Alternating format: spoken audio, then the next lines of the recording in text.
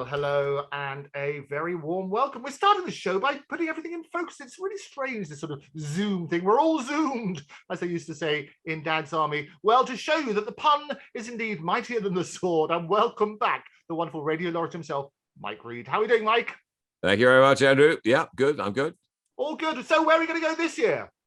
We're going to 1966, and again, this is this house, going back over the decades.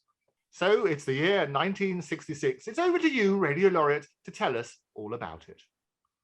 Okay, here she is in the shop.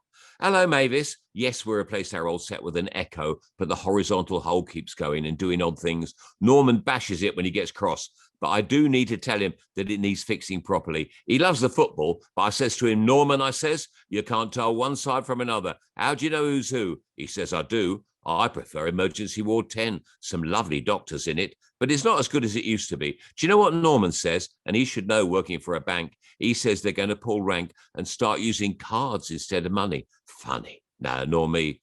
Don't know how that'll work. Most people want to see the colour of your money.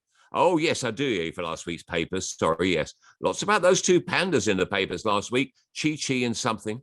Yes, maybe it's you're right. Ann. Yes. You must hear all the gossip running a shop. Is it really 11 years? Well, me and Norman have been here too. Old temper certainly fugits, doesn't it? And Steve is now 16 and a half. Can you believe it? I know. He likes to dress smart. Tells me he's a mod. Reads the New Musical Express from cover to cover and buys the odd record. And desperate to have a tonic suit and a scooter. Well, Norman says they're too dangerous. He wants a Vespa or a Lambretta. Not sure which one's better. I suppose we'll give in the end. At least he's not a troublemaker. Like these kids down at Clacton acting the fool. He's sitting by the TV set every Friday, waiting for that show, Ready, Steady, Go, and that Radio Caroline. Such a noise, I find. Well, he'd have it on all day if he could. I've often gone in and found him fast asleep in bed with some pop group still blaring out right next to his head. And guitar mad. Norman says it's a fad. His Uncle Rodney gave him an old Spanish guitar, but he says electric ones are far better.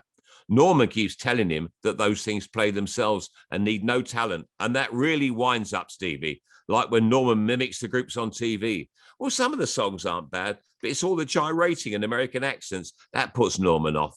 He doesn't like it.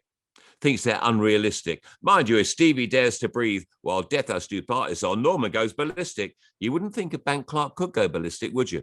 Now, what did I come in for? Oh, yes, Brillo pads. Oh, Mother's Pride loaf. Have you seen their Dusty Springfield ads?